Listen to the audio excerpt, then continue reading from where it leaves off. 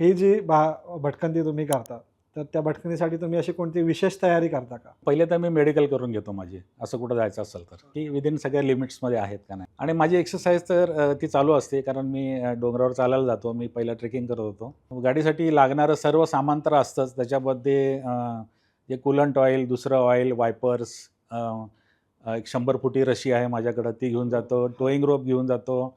एक puncture काढायसाठीचं kit घेऊन जातो. हवाबाराचं मशीन घेऊन जातो. आणि वैयक्तिक सेफ्टीसाठी म्हणून जर तुम्ही म्हणताल, ते तुम्ही जे स्प्रे वापरता, मस्टर्ड स्प्रे किंवा काय मिरची स्प्रे, ते मी 4 दारामध्ये 4 ठेवलेले आहेत. बापरे! आणि मिरची पावडर असते माझ्याकडं. आणि मी काही 2-4 दगडं ठेवतो. अच्छा. काठी आहे माझ्याकडं, एक चाकू आहे. आता तुम्ही विचारताल की असं का? हां.